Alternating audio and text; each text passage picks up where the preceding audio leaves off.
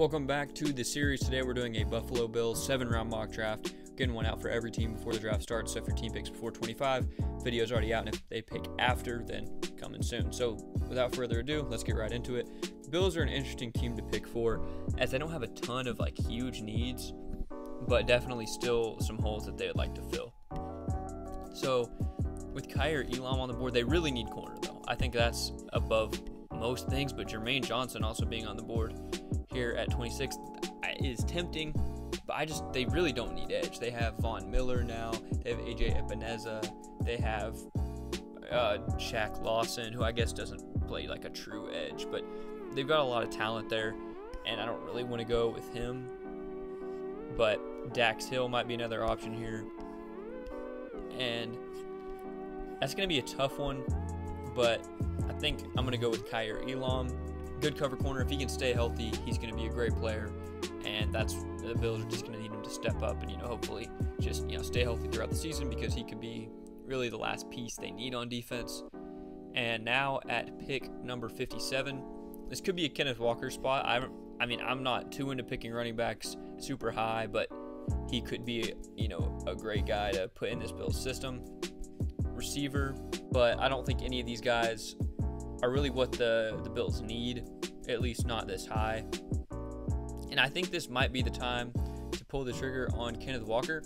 Yeah, again, I'm not super into taking running backs this high, but I think if there's any running back to do it on this year, it's Kenneth Walker, and we're going to take him to hopefully be that big difference maker there at pick number 57. So now we're actually going to pause and see who went off the board. We might move up to grab another receiver. We'll see what the Bengals can give us, but I'm not too comfortable with what we'd have to give up, and we're just going to resume and get down now to pick 89, where we might go receiver, could go defensive line, at least defensive interior, because we really don't need edge. Maybe an offensive lineman too if somebody falls, but let's see who's here. And Romeo Doubs would be a good deep threat to add, but I feel like they just have a lot of guys similar to him. They've also brought in Jameson Crowder at receiver. This could be somewhere where Wan'Dale Robinson goes. I like Velus Jones down the board, as well as, there's a lot. There's just so many good receivers in this class, and this isn't even everybody. But tempted to go Doubs, but I think I'm going to wait. And I think we're going to try to get another position need somewhere in the trenches. And let's see who's available here. So I'm just going to scroll through. And Fedarian Mathis at defensive tackle might be a good get, and I think we're going to pick him up here at pick number 89. And here is where I might look to move back up if they'll let me. I'm going to see who went off the board, but Wan'Dale's going to go one after us. I did not expect him to go that high. And we're actually just going to let it run all the way down to 130, because I was probably going to move up for him if he was available, but that's just unfortunate. So at 130, we definitely might want to go with a receiver. Again, it's not a terrible room with Gabe Davis, having a big step up. They have Crowder, they have Stephon Diggs. Definitely solid, but they could use kind of a difference maker in that room. And we'll look back at receiver to see what kind of players are there. Josh Johnson could be good. Bo Melton. And I think Bo Melton might be somebody we take here. He's a really good player, and he's underrated, especially on this board, and we're going to go with him here at 130, and I'm very happy with getting him there. We might get another guy down the board. I have an idea of someone I want to get at maybe 185, so we'll wait until then, but we're going to pick at 168 first. Now here at 168, might grab a tackle here. I want to see what's there on the offensive line. I think we're just going to get some depth, and I actually like, where'd he go? Luke Wattenberg from Washington. I think that's probably the best value here at tackle, or at offensive line. He's the center. And we're going to grab him here and actually move back up. This time looks like with the Bengals again. We're going to try to move up 10 spots, and we'll give him this pick.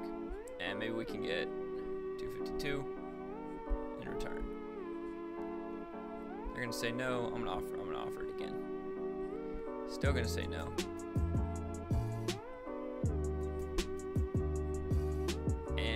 try to turn a 7th and 24 into a 7th and 23 just to give us a little more value. And they will accept. So we're gonna move up.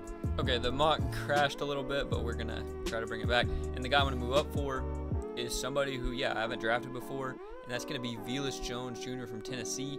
He's a gadget guy, just with a lot of explosiveness and a lot of things you can do with him on offense, and I think he's a guy that they really don't have in that offense right now. They have Isaiah McKenzie, who can do, who's fast and can do a lot of things, but Velus Jones Jr. I think was definitely a fun pickup and somebody that would bring, just a different kind of player into that Bills offense.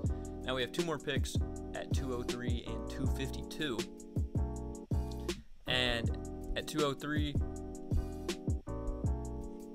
tough decision. We might grab, actually, John Ridgeway from Arkansas fan here, so I think we might pick him up here. And we might as well. We need defensive tackle depth, and I think that'll be a good pickup down the board. He's not someone who I expect to turn into maybe a starter or like at least a star, but I think he's going to be good depth and a good rotational guy.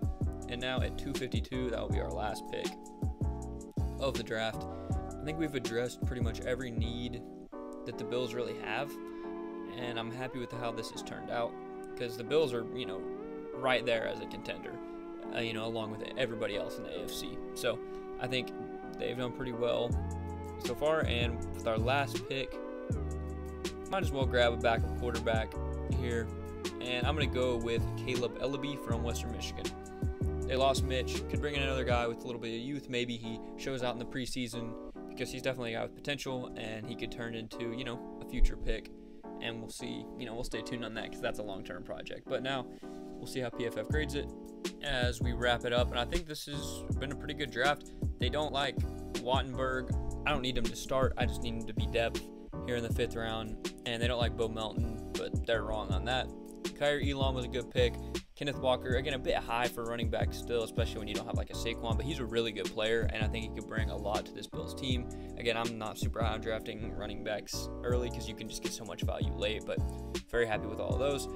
Bo Melton, Luke Wattenberg, again, good picks, I think. Solid trade there as we moved up, moved up and down and got a future, just kind of a bit of finagling there to make sure we got Velus Jones. Then we got John Ridgeway and Caleb Ellaby to just be some depth. And again, I'm pretty happy with this. Let me know what you guys think and what you would have done differently. Like the video if you enjoyed it, of course. Very much appreciate it. And subscribe if you're new, if you're returning, whatever, if you haven't already. Again, very much appreciate it. So with that said, I will be seeing you guys in the next one. Peace.